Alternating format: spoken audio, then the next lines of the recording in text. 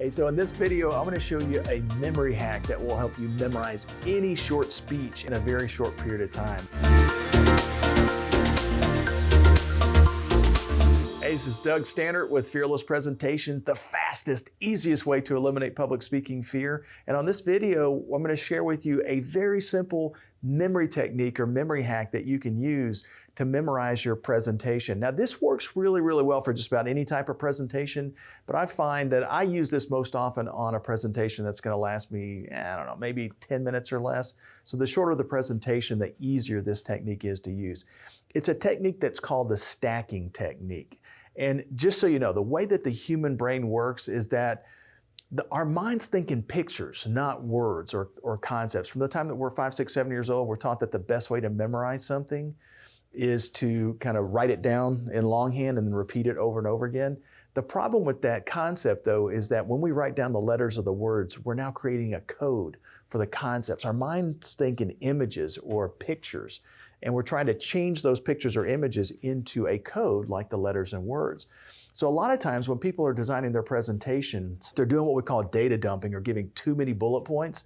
Then when we look at a slide that has, 15 different bullet points or even 10, and we try to memorize that entire slide, we're basically just looking at a bunch of words that makes it very, very difficult for the brain to comprehend. That's why most people, when they try to memorize a presentation, they'll really have a challenge doing it. So basically, all you really need to do is take just a few concepts. Let's say you're going to be speaking for 10 minutes or so, and you've got 3, maybe 4 bullet points, 5 max, that you're going to be covering in your presentation.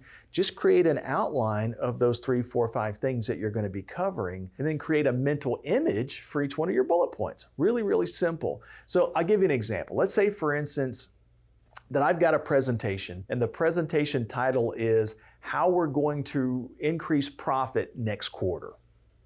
Pretty simple. And there's 3 concepts I'm going to cover. Let's say the first concept is that in order to increase profit, we're going to cut costs. We're going to cut costs by, say, buying in bulk. The second thing that we're going to do this quarter is we're going to try to reduce rework that we've done in the past by communicating more effectively with our current customers. And then the third thing that we're going to do is we're going to reach out to past customers and see if we can resell them, see if we can sell them something else. So let's say that's the concepts that I'll be covering in the presentation. All I've really got to do is go back to each one of those items or each one of those bullets and come up with a specific picture that helps me memorize that thing. So that very first bullet point was about cutting costs by buying in bulk. Well, if I wanted to create an image that helps me remember to cut cost, basically, I can picture in my head a pair of scissors cutting a price tag.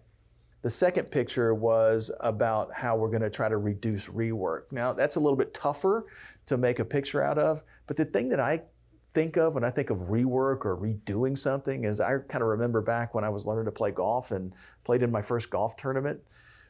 And you could actually buy mulligans, which was a great concept. You could actually buy redos. So when I think of a mulligan, I think of a redo. The third concept was that we need to reach out to past customers and try to resell them. So if I wanted to come up with a picture for this concept, I might picture one of my salespeople or somebody on my sales team with long, stretchy arms. Back when I was a kid, they had these things called Stretch Armstrongs. That's how old I am, right? And it's a doll that you could stretch his arms out. So if I kind of picture one of my sales reps with Stretch Armstrong kind of arms, it means that they're reaching out, and maybe those arms are reaching out to a satisfied customer. It makes it easy for me to remember that concept as well. So it takes a little bit longer to come up with the images, but once you have the images, you'll be shocked at how easy it is now to remember the concepts. The last step in this stacking technique process is you just have to go from one picture to the next with some type of action, with some type of imagery, with some type of, if you can add danger in there, it makes it a little bit easier. So the first concept was the scissors cutting the price tag, and I have to find some way to connect that to the golfer who's calling a mulligan.